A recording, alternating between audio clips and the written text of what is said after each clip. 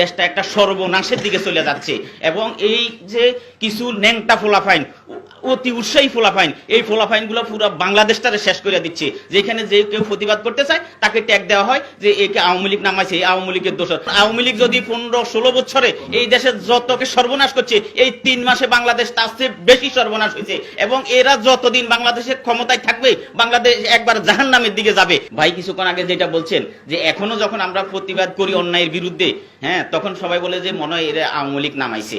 এই যে বাংলাদেশে একটা ট্যাগের রাজনীতি শুরু হয়েছে, এই জন্য কোনো ভালো মানুষ এখন আর কথা বলতেও ভয় পায়। হ্যাঁ, এখন দেখেন যে 5ই আগস্টের পরে জনগণ মনে করছিল যে এই দেশে ছাত্র জনতার রক্তের বিনিময়ে এই দেশে একটা গুণগত পরিবর্তন হবে। গুণগত তো কোনো পরিবর্তন হয় নাই, দেশটা একটা সর্বনাশের দিকে চলে যাচ্ছে। এবং এই যে কিছু ন্যাংটা ফোলাফাইন, অতি উৎসাহী ফোলাফাইন, এই ফোলাফাইনগুলো পুরো বাংলাদেশটারে শেষ করে দিচ্ছে। যেখানে যে কেউ প্রতিবাদ করতে চায় তাকে ট্যাগ দেওয়া হয় যে একে আওয়ামী লীগ নামাইছে, এই আওয়ামী লীগের দোষ। আরে তোরা কার দোষর? তোরা তো 52টা কমিটির 52টা সদস্যের মধ্যে তোরাই তো আসিল 35টা ছাত্র শিবিরের কর্মী এই সমন্বয়কদের ভিতরে। তাহলে তোরা কারে ট্যাগ দেস? হ্যাঁ, এখন এই যে বাংলাদেশে একটা ট্যাগের রাজনীতি শুরু হয়েছে, কেউ সত্য কথা বলতে গেলে তাকে ট্যাগ দেওয়া হয়। আমি কিছুদিন আগে একটা প্রতিবাদ করলাম যে 1971 সালে স্বাধীনতা যুদ্ধে, হ্যাঁ, যারা ওই সময়কার যুদ্ধ ছিল, দেশ বিরোধী ছিল, তারা যদি এই নূর হোসেন দিবসে যদি ফুল দিতে পারে, তাহলে 24-এর গণ অভ্যুত্থানে যারা দেশদ্রোহী তাদেরও ফুল দেওয়ার অধিকার আছে। কারণ ওইটা তো হয়েছে একটা দৃশ্যমান, হ্যাঁ, তারা হয়েছিল 71 সালে যুদ্ধ অপরাধী ছিল। আর এরা তো এখনো প্রমাণিত হয় নাই। ওটা তো প্রমাণিত সত্য, এটা তো এখনো প্রমাণিত সত্য না, এখন বিচারাধীন। তো যদি নূর হোসেন যদি এরশাদকে হটানোর জন্য নূর হোসেন দিবস পালন করতে হয়, তাহলে এখানে সবাইকে এই নূর হোসেন দিবসটা পালন করতে দেওয়া উচিত। তখন বললো যে হানিফ মনে হয় এখন আওয়ামী লীগের এজেন্ট, আওয়ামী লীগ তারে নামাইছে। এই যে একটা ত্যাগের রাজনীতি বাংলাদেশে শুরু হয়েছে, এই সমস্ত এই অতি উৎসাহী ফোলাফাইন গুলা, এগুলা সমাজ বুঝে না, রাজনীতি বুঝে না, এগুলা দেশটাকে একটা সর্বনাশের দিকে নিয়ে যাচ্ছে। বলছে যে দেশের সংস্কার করবে। কি সংস্কার করবে? আমি মনে করতেছি যে দেশটা কুসংস্কার হবে, দেশের গুণগত কোনো সংস্কার হবে না। এই দেশের মানুষ চেয়েছিল যে বাংলাদেশটা একটা মৌলিক পরিবর্তন হোক। কি মৌলিক পরিবর্তন হইতেছে? আগে আমার গতকালকে মিরপুরের এক লোকে বললো যে হানিফ ভাই আপনি আগে দুর্নীতির বিরুদ্ধে প্রতিবাদ করতেন, আগে আমরা যারা ব্যান্ড গাড়িতে বসে রাস্তায় মালামাল বিক্রি করতাম তখন 100 টাকা দিতে হইতো, এখন 150 টাকা দিতে হইতেছে। এটাই কি আমাদের পরিবর্তন? হ্যাঁ, প্রত্যেকটা জায়গায়। অর্থাৎ ফ্যাসিবাদের পরিবর্তন যদি করা হয়, আমি বলবো যে 90 ফ্যাসিবাদের কারণে এই দেশটা এখন 90 ফ্যাসিবাদের হাতে পড়ছে। কারণ আওয়ামী লীগ যদি 15-16 বছরে এই দেশের যত ফ্যাসিবাদ আচরণ করে দেশটাকে সর্বনাশ করছে, এই 3 মাসে বাংলাদেশ তার চেয়ে বেশি সর্বনাশ হয়েছে। এবং এরা যতদিন বাংলাদেশের ক্ষমতায় থাকবে, বাংলাদেশ একবার জাহান্নামের দিকে যাবে। কারণ বাংলাদেশের এখন প্রতিবেশী বন্ধু বলতে আর কিছু নাই।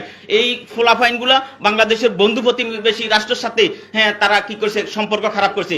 আমি ভারতের এই আগ্রাসনের বিরুদ্ধে টেকনাফ থেকে তেঁতুলিয়া প্রতীকী একটা লাশ কাঁধে নিয়ে ফেলানিদের বাড়ি পর্যন্ত গেছিলাম। কিছুদিন আগে আমি এই লাশ নিয়ে 64 জেলায় মিছিল করেছিলাম।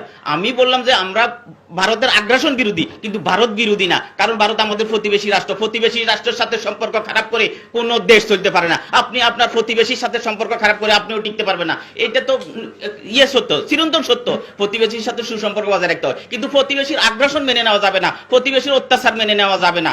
এই ফোলাফাইনগুলো কি করতেছে? প্রতিবেশীর সাথে সম্পর্ক খারাপ করছে, দেশের ভিতরে এখন একটা কি করতেছে, হ্যাঁ, ধর্মীয় একটা উগ্রবাদ সৃষ্টি করে দিচ্ছে। ধর্মীয় যে সম্প্রীতির বাংলাদেশ, 100 বছরের 1000 বছরের একটা ঐতিহ্য আছে বাংলাদেশের, সম্প্রীতির বাংলাদেশ নষ্ট করে দিচ্ছে। কারণ একটা কথা আছে, পৃথিবীতে যত মানুষ রোগে, ক্ষুধায়, দারিদ্রতায় মারা গেছে, তার চেয়ে পৃথিবীতে বেশি মানুষ মারা গেছে এই ধর্মীয় প্রতিহিংসার কারণে। এখন বাংলাদেশে সেই ধর্মীয় প্রতিহিংসাটা, হ্যাঁ, এখন ঘরে ঘরে সৃষ্টি হয়েছে। এই অন্তর্বর্তী সরকার যতদিন বাংলাদেশের ক্ষমতায় থাকবে, বাংলাদেশের গৃহযুদ্ধ সৃষ্টি হবে, বাংলাদেশের কি দুর্ভিক্ষ সৃষ্টি হবে। এরা কোনো জায়গায় করতে পারে না, সিন্ডিকেট ভাঙতে পারে নাই। আরো অনেকে বলতেছে যে অন্তর্বর্তী সরকার সিন্ডিকেটের দোসরের ভূমিকা পালন করতেছে। কারণ আপনারা জানেন, অনেকে মনে করছিল যে বাংলাদেশে একটা দুর্নীতিতে আসক্ত হয়ে গেছে। 15 বছর সর্বক্ষেত্রে দুর্নীতি হয়ে গেছিল।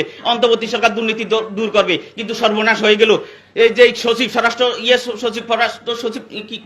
সচিব তো বললো যে আমার 5 কোটি টাকা দিয়ে, বেশি লাগবে না, আমার এত চাহিদা নাই। নওগাঁ ডিসি কে নিয়োগ দিচ্ছে 5 কোটি টাকা দিয়া। তাহলে দুর্নীতি তো দুর্নীতি রয়ে গেল। তাহলে জনকষ্ট সর্বনাশ হয়ে যাচ্ছে। তো কি এরা কি করবে? এরা দুর্নীতিদেরকে আশ্বস্ত করছে।